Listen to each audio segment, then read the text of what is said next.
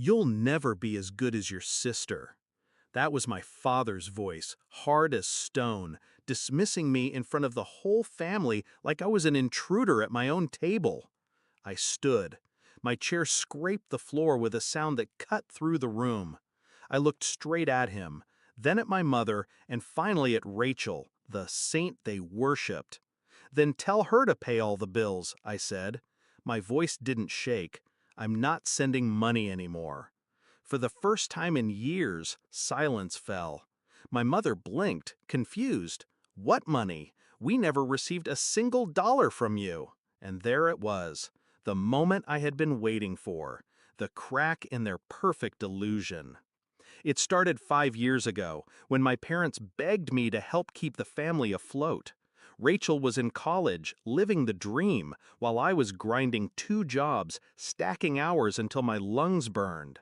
They told me, if you love us, you'll help.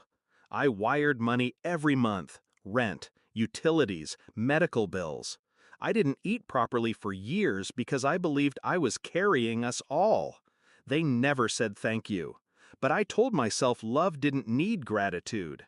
I believed that until the day I overheard my mother on the phone with Rachel. He's useless, always will be. We can't rely on him for anything. I froze. My fists clenched, but I stayed quiet. That was the first time I realized my money was being erased along with my worth. The pieces didn't add up. The bills they showed me kept climbing, yet nothing in the house changed. The roof still leaked, the electricity still flickered. Rachel, though, always had the newest phone, the latest car, the most expensive clothes. Then I found it. An email Rachel forgot to log out of. Bank transfers. My transfers. Funneled into her account with memo lines like family support, emergency fund. Every dollar I sent wasn't keeping them alive, it was feeding her lifestyle. They didn't just lie, they used me. And worst of all, they sneered at me while cashing my sacrifice. I didn't explode. Explosions burn out too fast. I went cold. I stopped seeing myself as their son, their brother.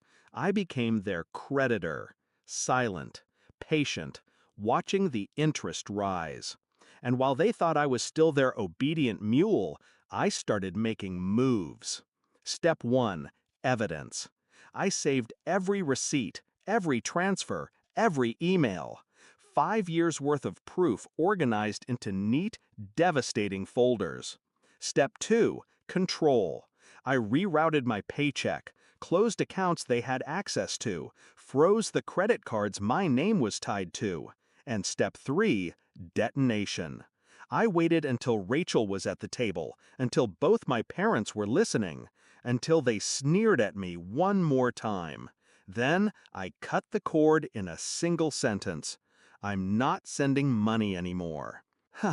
My mother's denial was almost laughable. What money? We never received. I interrupted, calm but sharp. Check Rachel's account. Rachel's fork clattered against her plate.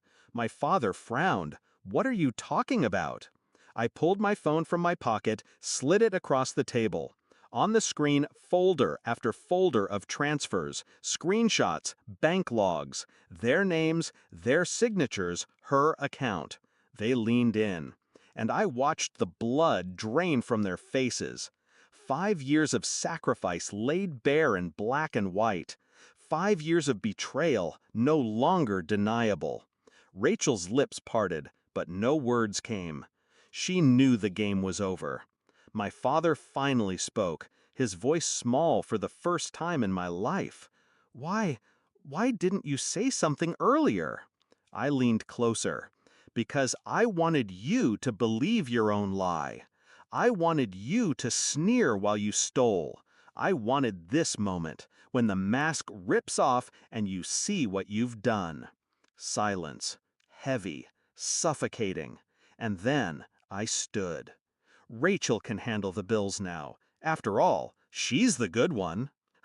I walked out that night and didn't look back. They called, they texted, first with excuses, then with begging, then with threats. I never replied. The last message I received from my mother read, "We need you, please." But the truth is, they never needed me, not really. They needed what I could give them. And now that the supply is cut off, they're left with each other, the golden child and the parents who raised her to consume. I'm free. They told me I'd never be as good as my sister. They were right. I'm better. Because unlike them, I know the value of sacrifice, and I know the power of walking away.